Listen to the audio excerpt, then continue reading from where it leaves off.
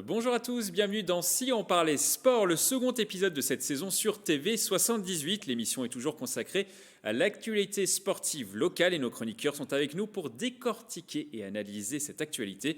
Vu les conditions sanitaires, certains sont en plateau et d'autres via écran interposé. Présentation de cette équipe de rêve.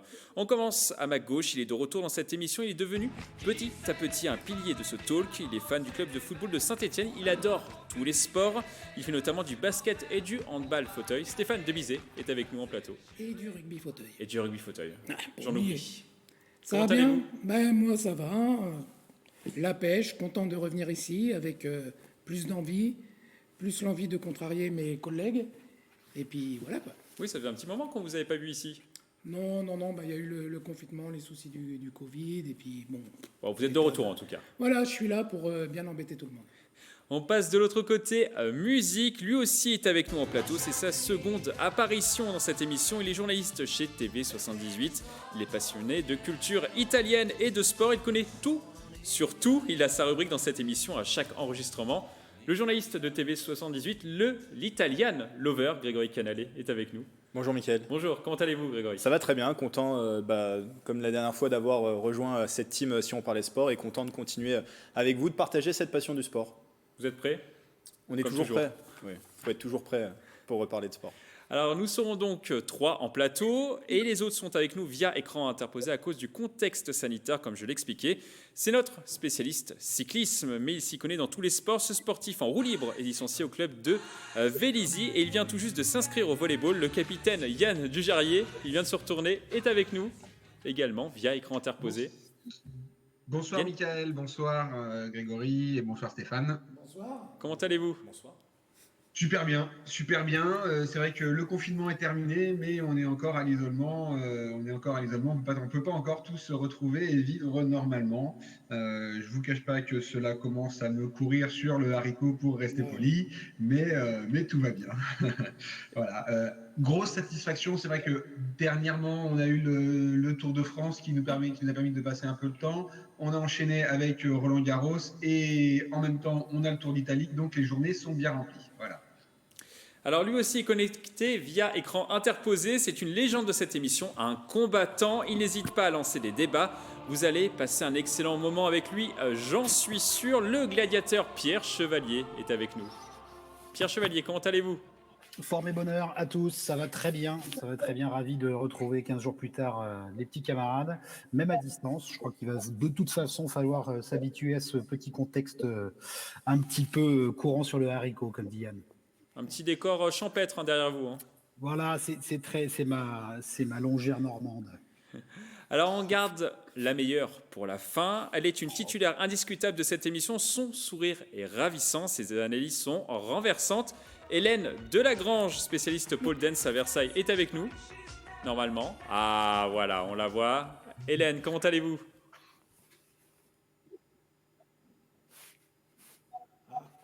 Problème. Nous avons un petit problème technique. On ne vous entend pas, Hélène. Je suis ravie d'être de retour. Je ne pouvais pas être là la dernière émission. D'accord. Et vous êtes là, du coup. Ah mince. Vous m'entendez? Oui. Voilà. On vous entend, Hélène. Ah voilà, vous m'entendez? On est content de vous avoir, en tout cas. Alors, avant de passer au programme de...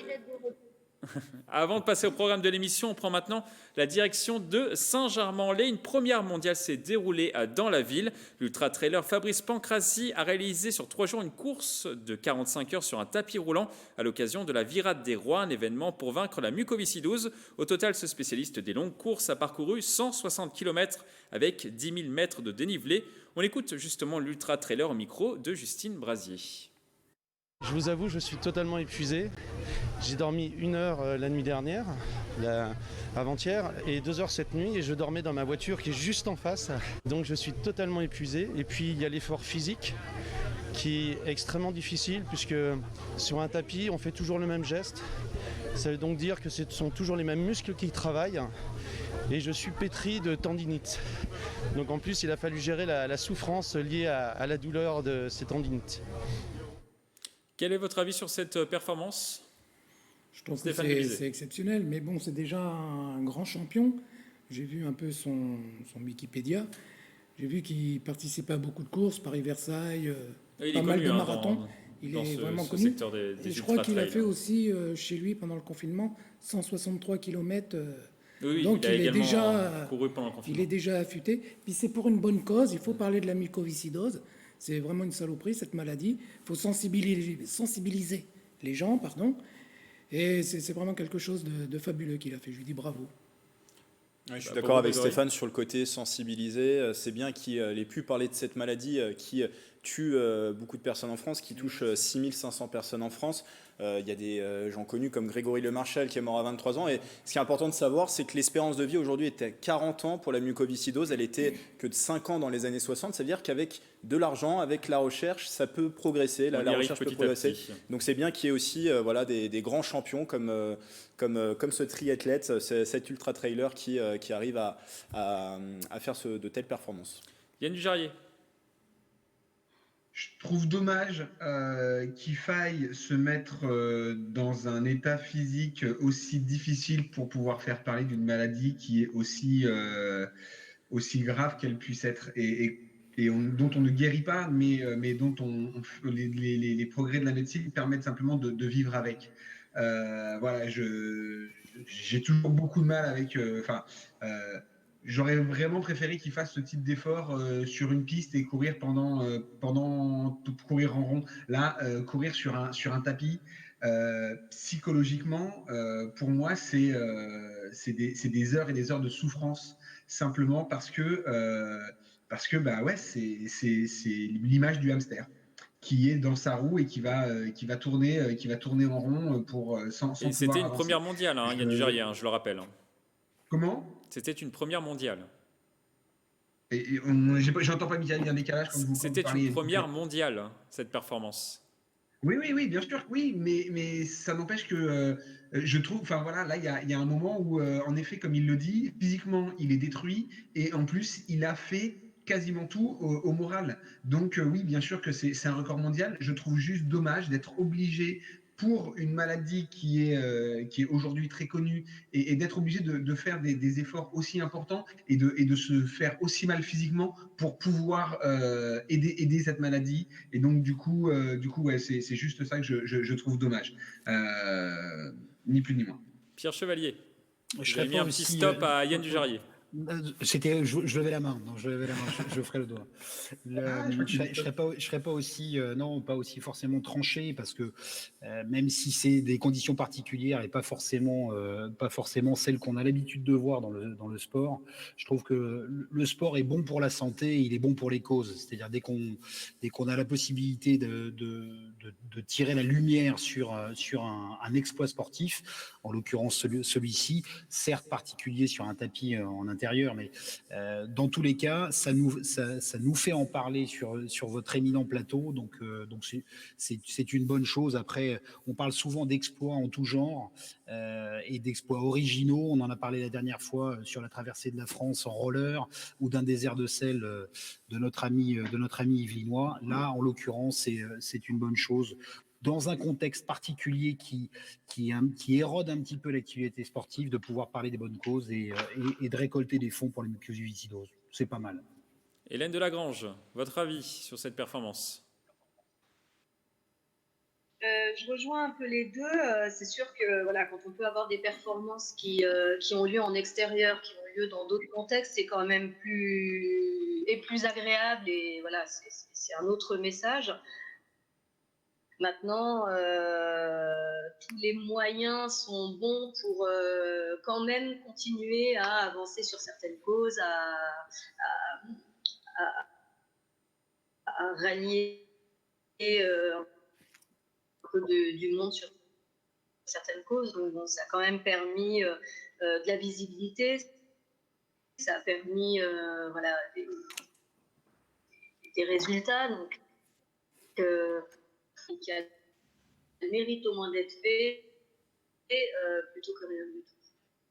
On a un petit peu de mal à vous entendre, Hélène. Si vous pouvez éventuellement bouger un petit peu chez vous, je ne sais pas si c'est possible.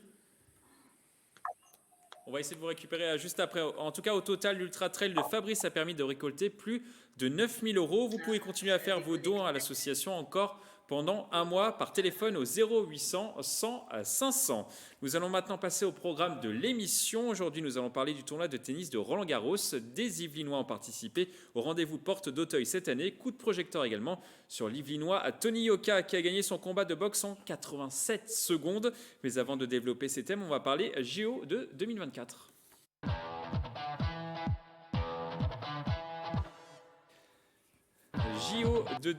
JO de 2024, la Fédération française de cyclisme l'a confirmé, la colline d'Elancourt va bien accueillir les épreuves de VTT lors des Jeux parisiens.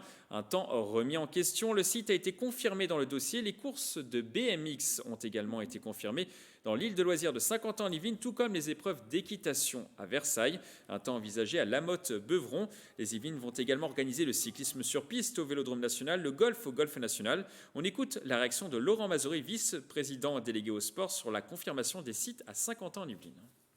C'est une excellente nouvelle. Il est vrai que nous avions eu un peu peur, mais un tout petit peu peur, parce qu'il nous semblait absolument logique que nos sites soient confirmés. Le seul sur lequel planait encore un léger doute, c'était celui de la colline d'Elancourt pour les épreuves de VTT. Eh bien, c'est chose faite. Cette semaine, plutôt la semaine dernière, tout a été confirmé. La logique est respectée. C'était le plus beau site, le site le plus adapté, le site le plus près de Paris aussi, c'est pas neutre, et le site le plus écologique. Donc, c'est ce site qui est retenu. Nous aurons donc bien à Saint-Quentin-en-Yvelines 4 sites et 6 épreuves. Le département pourrait également recevoir une partie des épreuves de cyclisme sur route. La validation définitive de tous ces sites devrait intervenir d'ici la fin de l'année. Grégory, rapidement, la colline d'Elancourt, c'est quoi ? Alors, simplement. déjà, ce qu'il faut dire, c'est que ce dossier du site de la colline d'Elancourt n'est pas nouveau. À l'instar du Vélodrome national, ce site était déjà prévu dans le dossier de candidature au JO de 2012 qui ont été finalement attribués à Londres. Alors, cette colline d'Elancourt, c'est le point culminant d'Île-de-France, 231 mètres. On peut y voir de cette colline, du sommet de cette colline, la Tour Eiffel par exemple.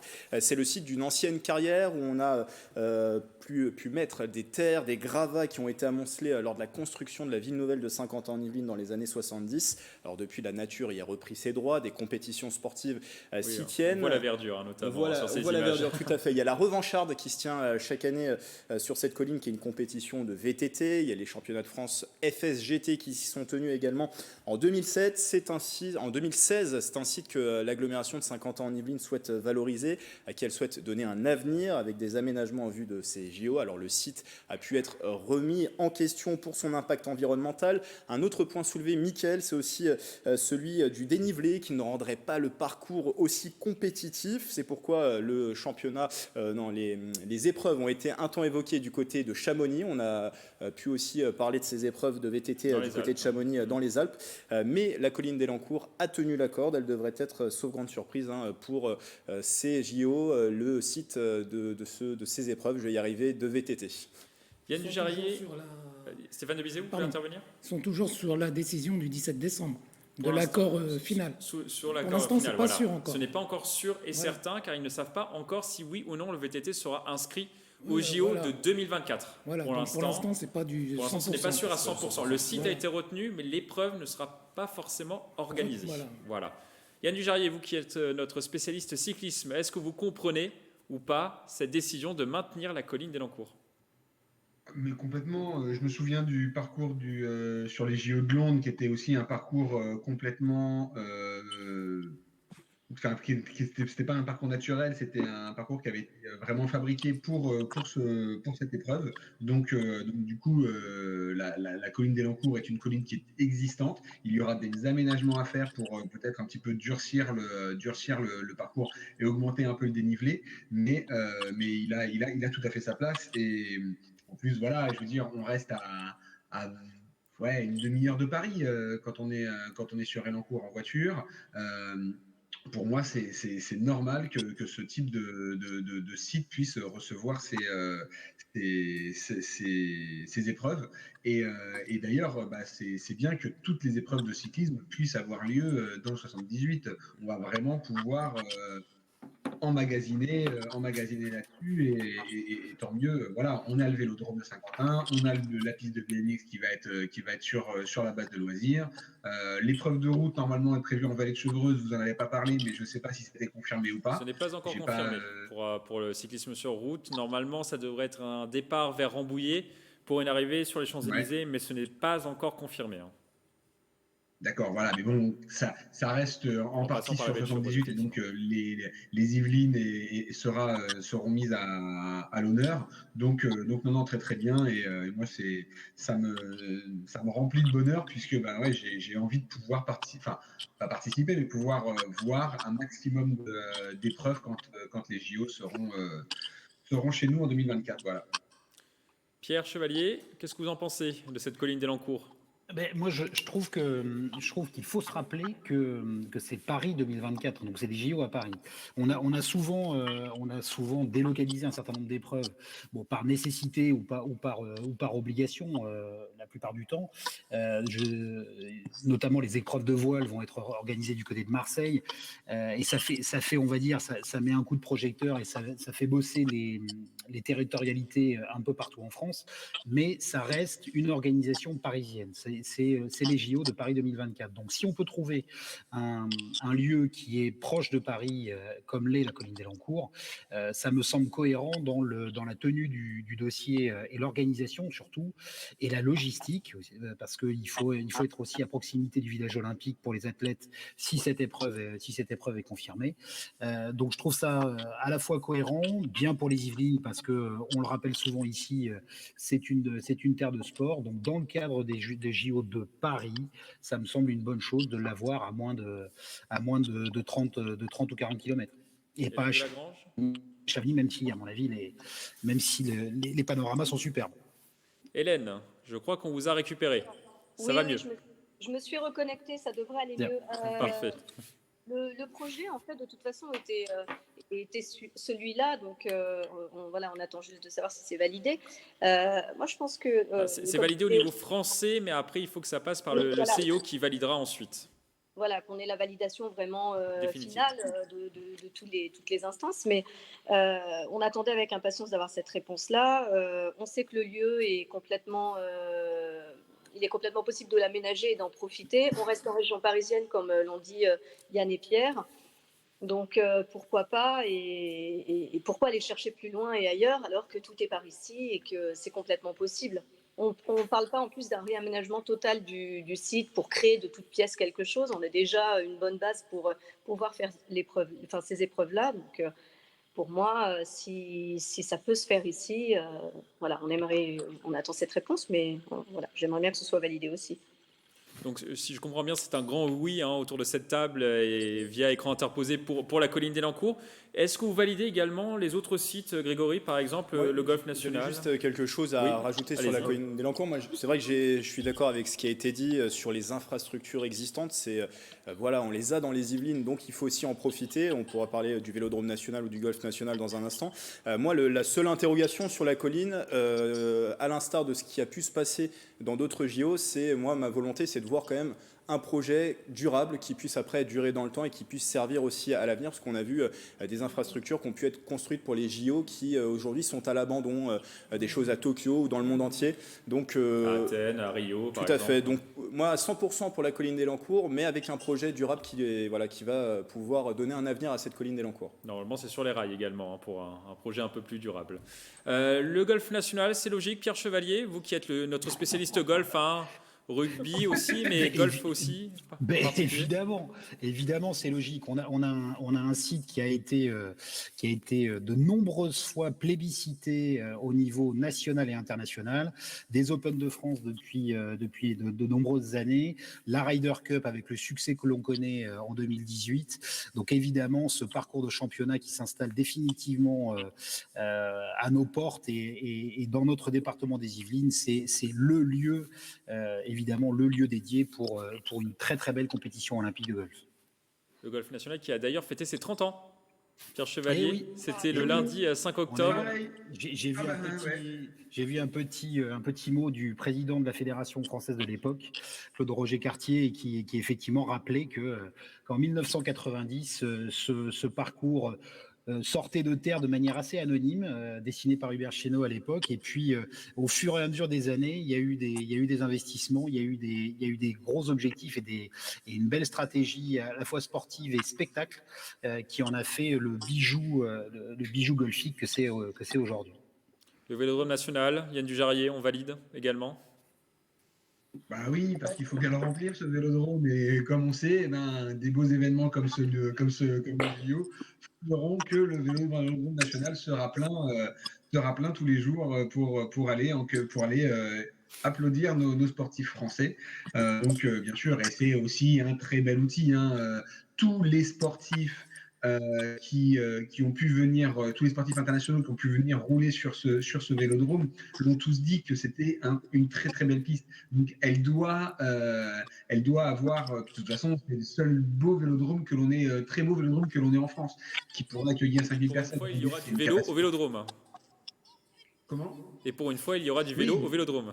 Oui, pour une fois, il y aura du vélo au vélodrome. On est bien d'accord, C'est l'objectif. oui, oui, bien sûr. Oui. Heureusement, ils n'ont pas mis comment ça s'appelle Le motocross. le handball au vélodrome, les épreuves de cyclisme à Bercy, ouais, ça aurait été sympa. Non, non, c'est très bien comme ça, et on va voir des belles épreuves. Et comme je vous dis, voilà, ouais, c'est vrai que tous les sportifs ont toujours dit que ce vélodrome était très beau, et donc pour moi, il a devoir et il aura l'honneur de pouvoir porter ensuite le nom de vélodrome olympique. Voilà, formidable. Il est beau ce vélodrome. Il est beau ce vélodrome, J'y suis Stéphane, il vous allé plaît, quand il y vous avait eu aussi. le championnat des pompiers, quand les pompiers de toute la France s'étaient affrontés au vélodrome. Il y avait même eu les pompiers de New York. C'était Mais c'était pas du cyclisme, là, Non, pour non, le mais coup. c'est là. Pour le coup, il y aura du extraction cyclisme. de véhicules, c'est ça. C'est la seule fois où j'y suis allé et il est fantastique ce vélodrome. Dernière question sur le dernier site yvelinois, c'est l'équitation au château de Versailles. Pareil, Hélène, forcément, le château de Versailles, ça sonne comme une évidence, en sachant que la fédération d'équitation voulait le déplacer sur un petit peu leur Clairefontaine de l'équitation. Ça ne sera pas le cas. On aime quand on aime quand les manifestations se passent chez nous, qu'on a les infrastructures, ou qu'au moins on peut accueillir et mettre en place ce qu'il faut.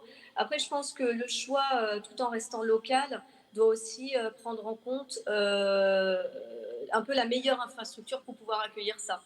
Donc là, je sais pas au niveau de l'infrastructure concernant l'équitation, si on peut vraiment accueillir toutes les activités autour de l'équitation. Voilà, je ne connais pas assez ce lieu-là pour avoir un avis sur la question tranchée de est-ce que c'est mieux que ce soit ici ou ailleurs. Justement, Grégory, est-ce que vous pouvez nous éclairer sur ce site ? C'est au château de Versailles, il y aura ce panorama du château de Versailles. Moi, je rejoins ce qui a été dit, en tout cas sur le côté local. C'est important, on parle de JO de Paris. Après, pour moi, Paris ne va pas sans la région Île-de-France, donc c'était tout à fait aussi logique que les JO se déroulent partout en Île-de-France. Et le château de Versailles, je trouve que c'est une belle vitrine, en tout cas pour cette discipline qu'est l'équitation. Il y a aussi les écuries royales au château de Versailles, il ne faut pas oublier. Non, le site du château de Versailles me semble tout à fait justifié. En tout cas, le CIO validera ou non ces sites en décembre prochain. On continue cette page coup de projecteur par du tennis. Arthur Rinderknecht a disputé cette année pour la première fois cette année Roland-Garros en simple.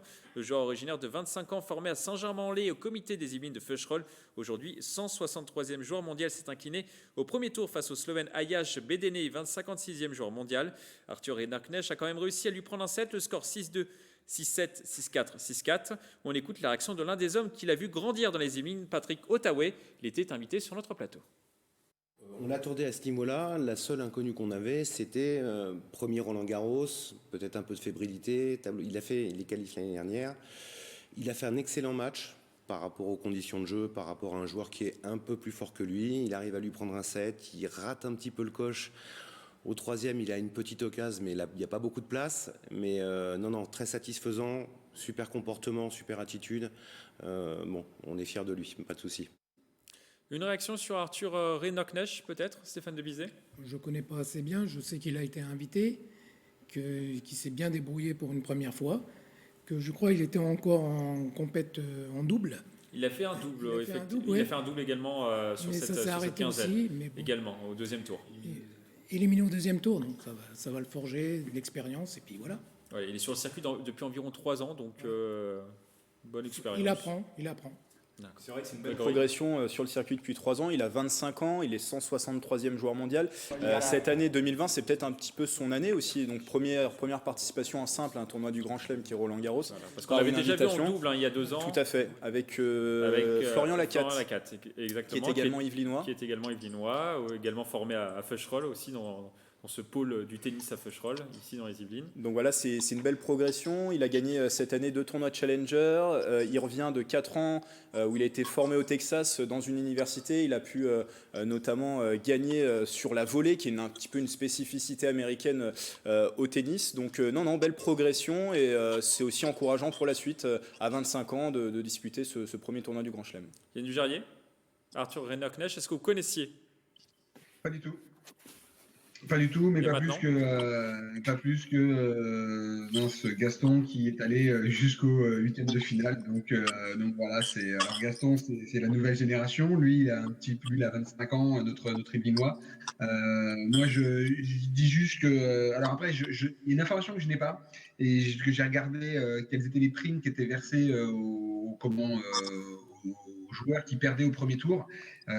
Donc je ne sais pas si c'est les mêmes pour les joueurs invités ou pas, mais si c'est le cas, tant mieux pour eux, parce que je pense que ça peut donner un vrai coup de pouce de tranquillité financière pour une ou deux saisons, vu le montant qui est reversé après le premier tour.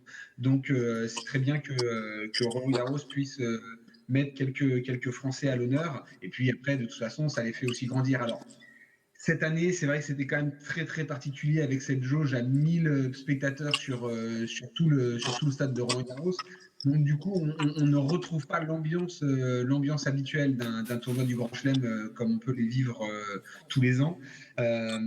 Et donc, je ne suis pas sûr qu'en termes d'expérience et de gestion de des émotions dans le match, ça leur apporte beaucoup de choses. Mais par contre, c'est vrai que de rencontrer des adversaires de ce calibre, puisque là, même si apparemment il a rencontré quelqu'un qui aurait pu être prenable, voilà, c'est quand même toujours intéressant de pouvoir se mesurer à des adversaires d'un niveau supérieur. Voilà. Et pour info, pour préciser ce que vous disiez sur la jauge à Roland-Garros, sa famille n'a pas pu participer, le voir sur ce Roland-Garros pour son premier Roland-Garros, car ils n'ont pas eu d'accréditation, forcément, à cause de la jauge qui a été réduite. Et bien sûr, c'était une grande frustration. Ils ont dû le regarder à la télévision, comme tout le monde. Pierre Chevalier, une petite réaction sur Arthur Rinderknecht? C'est là aussi, je rejoins mes petits camarades sur la tenue de l'événement et dans des conditions extrêmement particulières. Je ne suis pas sûr qu'il ait vraiment pâti sportivement des conditions, alors que sa famille n'ait pas pu assister au match, ça fait un soutien de moins. Mais en tout cas, c'est bien de voir ces petits jeunes qui se lancent dans l'aventure. Il y a peut-être eu un petit peu plus d'ouverture sur le tableau, sur cette édition un petit peu modifiée. Finalement, la seule chose de sa prestation, même écourtée, était un petit peu justement occultée par les très belles prestations de Gaston. Moi, sur le public, c'est vrai que pour le coup, à Roland-Garros, étant français et jouant face à un Slovène, il aurait pu bénéficier peut-être de l'appui du public. On sait sur le scénario du match, il prend le deuxième set au Slovène et dans le troisième, il a quelques possibilités. C'est peut-être là le tournant du match où il peut revenir durablement et peut-être s'imposer dans ce match. Alors après, le Slovène, je crois qu'il est 50e ou 60e mondial. 56e mondial. Mais peut-être que l'appui du public... Et il a perdu en 8e de finale d'ailleurs. Et il a perdu en 8e de finale, mais peut-être que l'appui du public aurait pu être un plus dans ce match. Avec un Roland Garros bien plein, je pense que ça n'aurait pas été le même résultat. Bon, il aura peut-être l'occasion de revenir l'année prochaine lors d'une session peut-être où il y aura du public cette fois-ci. Le huis clos, ça change tout. Le huis clos, ça change tout apparemment. Alors, et ce joueur n'était pas le seul Yvelinois présent dans cette quinzaine à Roland-Garros, Grégory. Tout à fait, il y avait aussi dans le tableau féminin Chloé Paquet, 185e joueuse mondiale, est formée à Versailles, elle a perdu au premier tour également, 6-3 à 6-2 face à Alizé Cornet, que vous connaissez très bien, qui est 52e joueuse mondiale. Il y avait également du côté du tournoi des juniors à Roland-Garros, Antoine Guibaudot, il est né en janvier 2005, le 25 janvier 2005, il a 15 ans, ça ne va pas rajeunir certains. Il joue le Roland-Garros junior cette année pour la première fois fois. Il a gagné au premier tour 6-4, 3-6, 6-3 contre l'Indien Javia, qui est en plus plus âgé. Il a 18 ans, Javia, mais il a perdu malheureusement au deuxième tour face au Brésilien Gustavo Eight, qui était tête de série numéro 14 dans ce tournoi en 2-7, 6-4, 7-5. La question sur ce thème, est-ce que c'est une vraie promesse pour le tennis yvelinois, ces pépites là qui sortent cette année? Oui? Non? Hélène. Pépites Zadjoti, Hélène, et après je vous donne la parole, Yann Dujarrier. Hélène. C'est peut-être un peu tôt pour le dire. Après, tout jeune sportif qui commence à performer, qui commence à accéder à des championnats de cette ampleur-là, voilà, il faut les suivre de près parce qu'on peut avoir des bonnes surprises, on peut avoir des vraies révélations et des vraies stars montantes. Mais c'est vrai qu'après, il est un peu tôt pour le dire. Yann, c'est à vous. Bah, pareil, c'est ce que je voulais dire aussi. Vous parlez de pépites, ils ont quand même perdu tous les deux au premier tour. Et puis alors pour la petite, ils sont qualifiés quand même. Qui a perdu contre Alizé Cornet, c'est quand même français. Dommage parce que là, elle avait... Pardon ? Ils font partie quand même des meilleurs Français, même s'ils sont qualifiés en étant français. Mais c'est la chance de faire partie des bons Français fait que vous avez accès à Roland-Garros. Mais là où je trouve dommage, c'est la petite qui a joué contre Alizé Cornet. Alizé Cornet, elle est quand même coutumière de perdre au premier tour à Roland-Garros, et donc elle a quand même raté une belle occasion de pouvoir passer au second tour. Pas cette année apparemment. Elle avait décidé d'aller un petit peu plus loin. Elle est allée un petit peu plus loin, tout à fait. Pierre Chevalier. Mais voilà, quand on prend au tirage au sort Alizé Cornet au premier tour, on se dit hey, j'ai une grosse chance. Voilà. Trop tôt pour le dire, je crois. Trop tôt pour le dire. C'est en plus là maintenant dans ces conditions de tournoi ultra particulières, je pense que la préparation a été tronquée. Le mental aussi pour aborder un événement comme celui-là l'est tout autant. Donc je pense qu'il est un petit peu tôt pour se prononcer. Laissons-leur le temps d'éclore. Et puis il y aura d'autres premiers tours contre Alizé Cornet. Là, je pense que ça passera. Stéphane Debizet, il y a un bon vivier quand même dans les Yvelines de tennisman. Il y a environ 38 000 licenciés dans les Yvelines. Il y a toujours des. Donc il y a un bon vivier peut-être. Il y a toujours des sportifs qui ressortent de tout ça. Mais après, je crois qu'elle aussi, elle était invitée, non J'ai un petit doute, il me semble qu'elle avait une wildcard à vérifier. On va vérifier ça. Également, Parce que voilà, donc il faut voir ce que ça donne dans l'avenir. Pour l'instant, c'est bien. Il faut suivre. 38 000 licenciés, Grégory Canalé. Oui, le tennis, je suis en train de vérifier juste l'info, mais le tennis, oui, c'est le sport individuel le plus pratiqué dans les Yvelines. Donc après, il y a une belle progression. On l'a vu pour Arthur Hinderknecht sur ces derniers mois, qui est maintenant dans une 163e place mondiale, qui a gagné 2 tournois cette année. Donc pourquoi pas à suivre, ça peut être encourageant. Et le petit Guy Baudot, moi j'ai envie de voir ce que ça va donner. Vous avez reçu 2 personnes qui le suivent régulièrement sur ce plateau, le président de la Fédération française de tennis dans le 7-8 sport, et quelqu'un qui est aussi entraîneur, qui est entraîneur également au pôle de Feucherolles. Au pôle de Feucherolles, tout à fait, qui fonde de grands espoirs en lui. Donc moi j'ai envie de voir ce que ça donne. Ça serait possiblement le prochain Richard Gasquet. Il est un peu plus grand que Richard Gasquet, mais ça serait le prochain Richard Gasquet. On attend de voir, Pierre Chevalier. Ouais. Qui peut en être sûr et qui peut l'attester. Pourquoi pas le prochain Monfils, pourquoi pas le prochain Noah. Finalement c'est le prochain Noah qu'on attend depuis des années et des années. Donc je suis un petit peu plus sensible finalement à la partie au parti et au parcours de Gaston, parce que il a un vrai style de jeu et qui semble justement à contre-courant et être assez efficace contre les meilleurs. Il l'a prouvé contre Wawrinka. Donc après, que nos petits jeunes puissent éclore, puissent s'entraîner et puissent se confronter au plus haut niveau. Maintenant, à dire que ce sera le prochain, moi je dirais même, pourvu que ce ne soit pas le prochain Gasquet, parce que pourvu que ce soit un futur champion qui dure et qui nous ramène des titres. Sans offense au palmarès de Richard Gasquet, bien évidemment. Grégory, est-ce que vous avez l'information ? J'ai l'information, effectivement, elle bénéficiait d'une wildcard comme Arthur Hinderknecht. Bon voilà, j'ai pu vérifier. Et comme aussi Hugo Gaston qui a surpris tout le monde lors de cette quinzaine à Roland-Garros, qui n'est pas encore terminé, mais lui aussi avait une wildcard. Donc avec une wildcard, on peut aussi aller très loin. On peut aller très loin. Alors ce sera le mot de la fin sur cette thématique. On passe maintenant à notre page débat.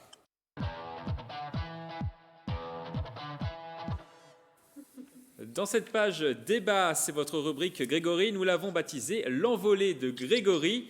De quoi allez-vous nous parler, Grégory ? Bon, je vais peut-être casser l'ambiance sur ce plateau de bonne humeur et je vais parler du Covid-19. L'épidémie est malheureusement encore présente, désolé. Ils font la tête. Hein. Mais voilà, l'épidémie...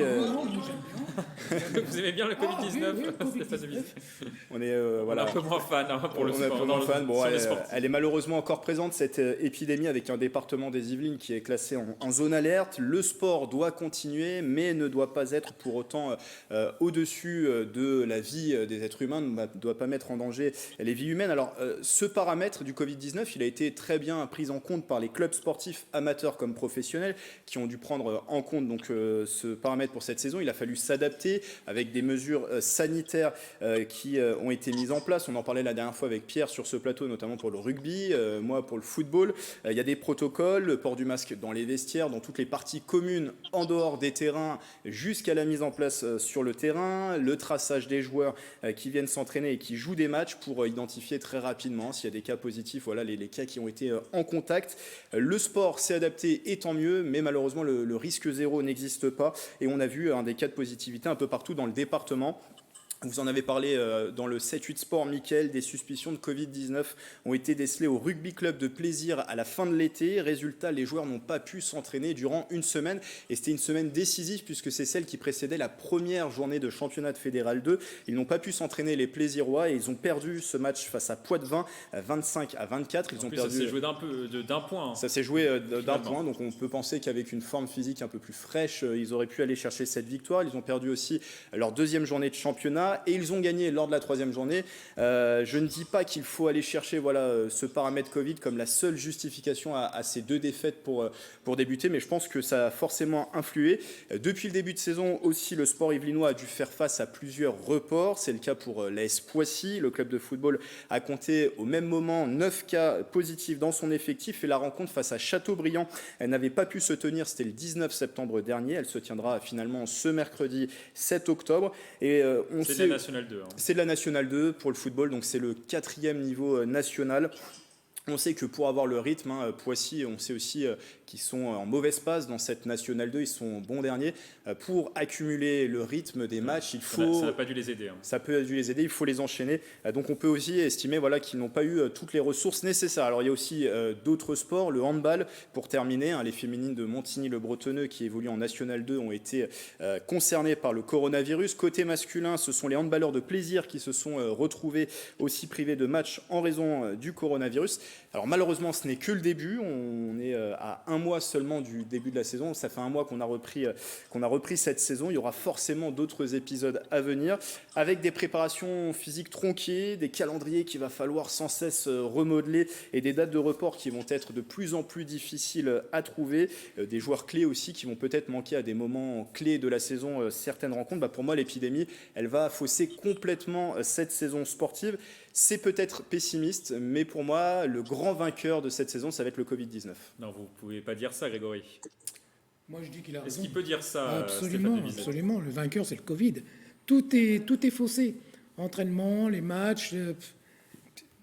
Covid a gagné. Enfin, là-dessus, on ne peut rien dire. Vous faites du handball fauteuil, notamment. Est-ce que vous avez été impacté, vous, de votre côté ?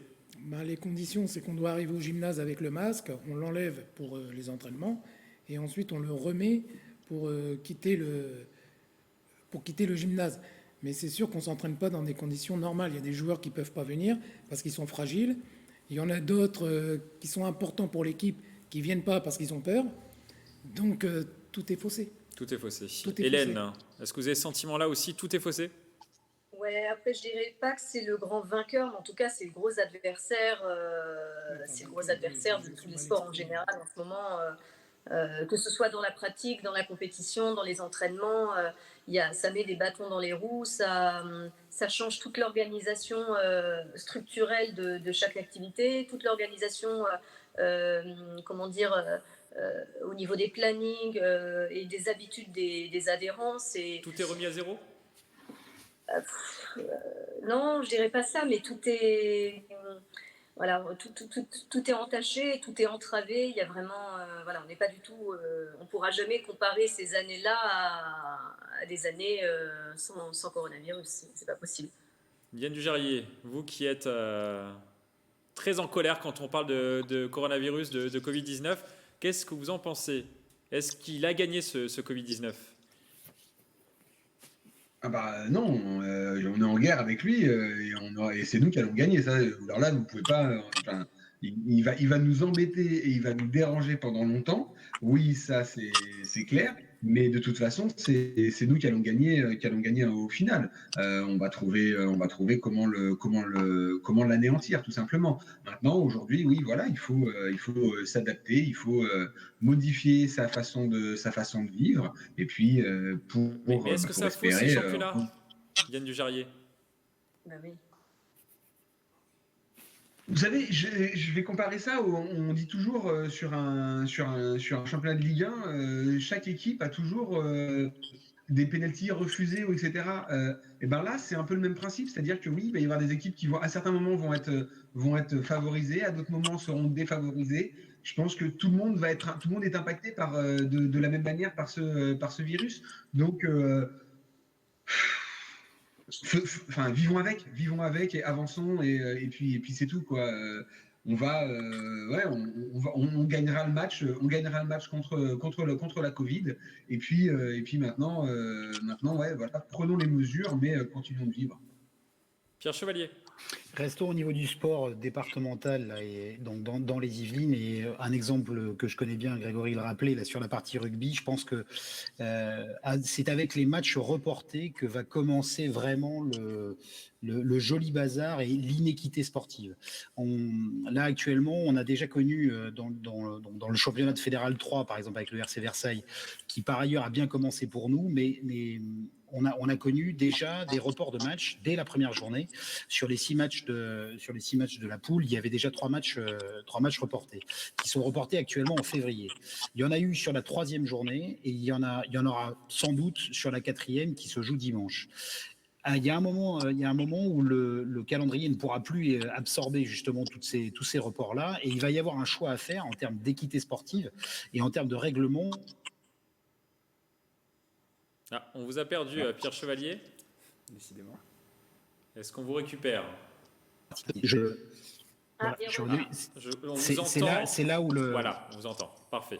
C'est là où le virus aura joué son rôle de perturbateur et effectivement de grand chambouleur des saisons sportives parce que justement il n'y aura pas de place pour tout le monde et il y a un moment ou un autre il faudra. Ah, on vous a encore perdu, Pierre Chevalier. Yann, si vous voulez rajouter peut-être quelque chose sur ce que vient de dire Pierre Chevalier.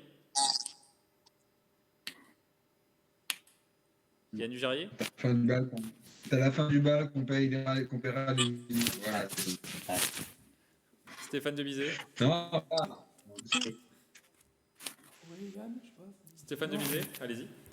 Oui, c'est sûr qu'avec tous les matchs reportés, ça va être un gros embouteillage à la fin de la saison. Il va falloir les placer, peut-être, je ne sais pas, annuler si ça se fait. C'est sûr que le Covid aurait bien foutu le bordel. En tout cas, vous avez l'air d'avoir un petit peu chamboulé tout le monde. Chamboulé tout le monde et juste pour une précision, on a perdu la connexion avec certains même. C'est vrai que c'était un peu provocateur, j'ai dit grand vainqueur. Il y a bien sûr dans le sport des vainqueurs, des fois qu'on n'aime pas, et ce vainqueur Covid-19, je ne l'aime pas, mais malheureusement, il va s'imposer pour moi cette année. C'était votre envolée, Grégory, vous en aurez une autre la prochaine fois. Alors on continue ceci, on parlait sport par la boxe. Après un an sans être remonté sur le ring, Tony Yoka, le boxeur de 28 ans originaire de Chanteloup-les-Vignes, s'est facilement posé contre Yohan Duhaupas à Paris. Le champion olympique 2016 a dominé son adversaire en un peu plus d'1 minute dès la première reprise. L'Illinois toujours invaincu en 8 combats, dont 7 avant la limite. Il vise dans les prochaines années un titre mondial. La question sur ce thème, Tony Yoka est-il prêt pour aller chercher ce titre mondial? Oui. Oui, pour vous, Stéphane Demizet? Oui, pardon. Oui, parce que j'ai vu le combat. J'arrive pas à dire son nom à l'adversaire là. Duhaupas, ouais. Il a réussi à lui mettre à la limite une petite droite dans les 4-5 premières secondes, mais après il a subi un bulldozer, un tractopelle, tout ce que vous voulez. Il a pu vous le jour. Et je ne sais pas si à la fin, quand on le voit tomber, quand il prend le coup fatal, il est en train de se dire mais qu'est-ce qui se passe? Est-ce qu'il s'est préparé sérieusement? C'est ça la question en fait. Ou est-ce qu'il a sous-estimé Tony Yoka? C'est vrai qu'on en parlait beaucoup de ce match et notamment par voilà, des déclarations interposées. Il y a eu beaucoup d'échanges vifs entre les deux avant le match. Tony Yoka qui disait que Duhaupas l'évitait depuis plusieurs mois parce qu'il préférait boxer à l'étranger contre des plus grosses têtes d'affiche et perdre. Mais voilà, en tout cas, il voulait éviter Tony Yoka. Duhaupas, alors c'est peut-être pour aller... Ça l'a peut-être énervé. Ça l'a peut-être énervé et pour aller dans le sens de Stéphane, grosse prestation de Tony Yoka puisque voilà, Duhaupas avait pas mal embêté Deontay Wilder qui est l'un des gros sur la scène mondiale. Il l'avait pas mal embêté lors d'un match et Deontay Wilder avait dit oui que c'était l'un des boxeurs les plus difficiles qu'il avait eu à affronter, Duhaupas. Donc ça ajoute du crédit à cette performance de Tony Yoka en 87 secondes.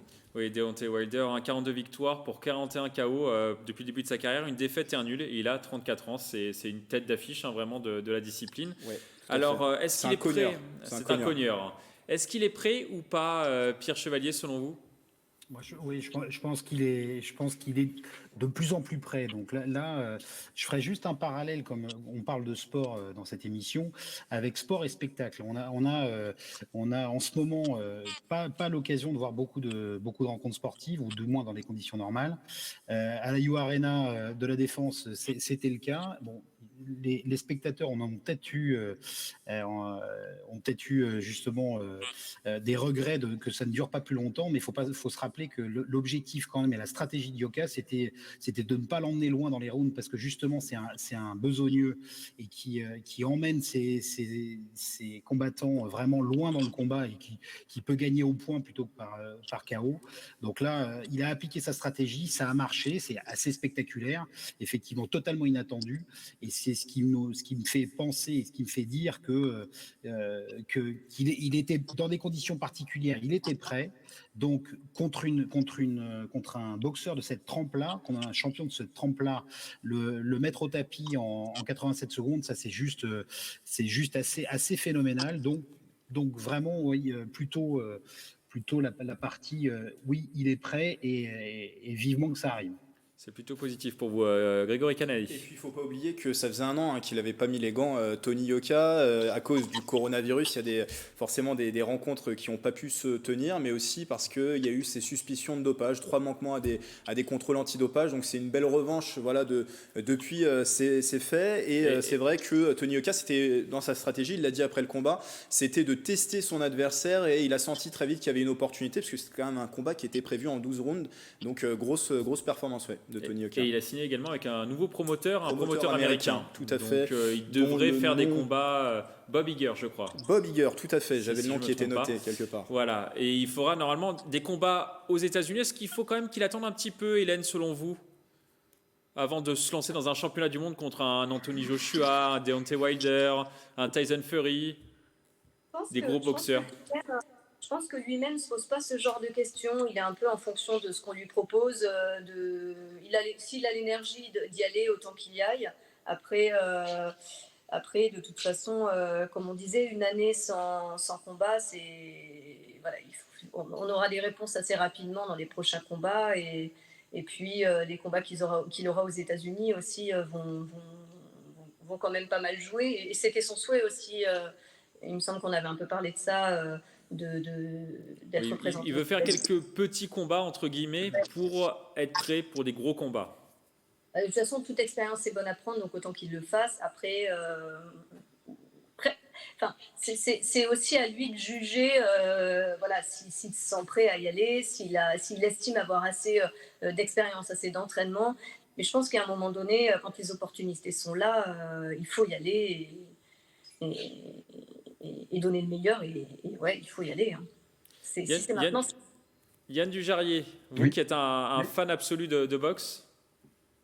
Fan absolu de boxe, donc oui, moi j'avais quand même suivi la préparation et j'ai écouté quelques spécialistes justement avant le match. Quand j'ai vu le résultat du match, je peux dire juste ce que les spécialistes disaient avant le match, c'est-à-dire que si Tony Yoka gagnait ce match avec la manière, et je pense qu'un KO en 87 secondes, c'est avec la manière.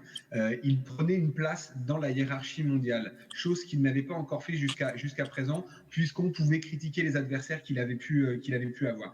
Et donc les spécialistes l'attendaient sur ce match, pensaient vraiment que ce serait un match qui irait à la fin des 12 rounds, et que vraiment Yoka n'était peut-être même pas le favori du match au départ. Donc voilà, ouais, pour moi, il a marqué les esprits. Il est prêt, alors peut-être pas aller chercher un Joshua, parce que, même si on sait qu'ils ont à peu près le même âge, je crois qu'ils ont 2-3 ans d'écart, il n'y a pas une grosse différence. Mais voilà, je pense que maintenant, il lui reste plus grande marche à gravir pour pouvoir prétendre à aller combattre pour aller glaner ce titre mondial. Et moi, je dis juste chapeau, parce que les Jeux Olympiques, c'était il y a 4 ans. C'était il y a 4 ans qu'il est arrivé au devant de la scène grâce au JO. En l'espace de 4 ans, et dont 1 an de suspension. Et non pas pour suspicion de dopage, mais pour no show, c'est pas du tout la même chose, Grégory. Mais il faut pas. Il a manqué les contrôles antidopage. Voilà. Oui, il a manqué les contrôles antidopage. Mais c'est pas des suspicions de dopage. Manquer des contrôles antidopage, c'est voilà, je ne suis pas présenté. Donc je suis sanctionné, et la sanction, c'était, mais c'est pas pour autant qu'il était dopé. Il faut savoir que les conditions pour respecter les no-shows sont juste, pour respecter les contrôles, sont vraiment, vraiment très, très compliquées pour les sportifs au quotidien, à vivre au quotidien. Donc, et on a des sportifs très, très proches à qui c'est déjà arrivé. Donc, et pour autant, on n'a jamais dit qu'ils étaient dopés. Il a été pénalisé. 1 an sans combat, et arriver à ce niveau-là en moins de 4 ans, vraiment chapeau. Et moi, je lui souhaite de pouvoir aller taquiner, pas taquiner, mais aller battre et combattre face à des adversaires qui méritent de pouvoir rencontrer, puisque maintenant il a pris place. Voilà. On va passer à la prochaine thématique. On vous a vu, Hélène, vous étiez avec votre chien en train de vous battre, vous de votre côté. Oui, c'est ça. Vous vous formez également pour peut-être combattre Tony Yoka, peut-être dans les prochaines années. Et la fille de Pierre est venue nous dire un petit bonjour. Alors, on continue ce débat par du football. On ouvre une page Paris à Saint-Germain, le club installé sur notre territoire à Saint-Germain-en-Laye et qui déménagera bientôt sur la commune de Poissy. Ce qui nous intéresse aujourd'hui, c'est le mercato. Le PSG s'est renforcé cet été avec plusieurs joueurs, des joueurs pas forcément connus du grand public, mais des bons joueurs, Grégory. Des bons joueurs. Alors, on peut dire que le PSG a rendu un peu plus riche, un effectif un peu plus riche, même si on pourra en discuter, l'effectif est peut-être un peu moins compétitif. En tout cas, il y a plusieurs joueurs qui sont allés chercher en prêt. Alors, c'est un mercato un peu particulier dans un contexte où les clubs ont perdu beaucoup d'argent, notamment des recettes de billetterie qui n'ont pas pu rentrer. Donc, pour faire du mercato cette année, les clubs, plutôt que de vendre les joueurs, ont eu recours à des formules de prêt avec option d'achat, voilà, pour reporter aussi ces ventes aux saisons prochaines. Alors, il y a Florenzi, latéral droit italien. Il est en provenance de l'AS Roma, où il avait plus tant de jeux à l'AS Roma. L'année dernière, d'ailleurs, il avait été prêté du côté de Valence, où il était parti titulaire, et au final, il a perdu sa place de titulaire. Un autre Italien, c'est Moiskin, qui a été formé à la Juve, belle promesse du football italien, mais qui s'est perdu un petit peu la saison dernière à Everton, où il était vendu et où il n'a marqué que 2 buts la saison dernière. Même avec Ancelotti sur le banc depuis la moitié de la saison dernière, il n'a pas gagné de galon de titulaire, Moiskin, donc il arrive aussi à Paris avec un statut de Paris. Lui, ce n'est pas vraiment à Paris, c'est Danilo Pereira, capitaine du FC Porto, qui arrive également en prêt, mais avec une option d'achat.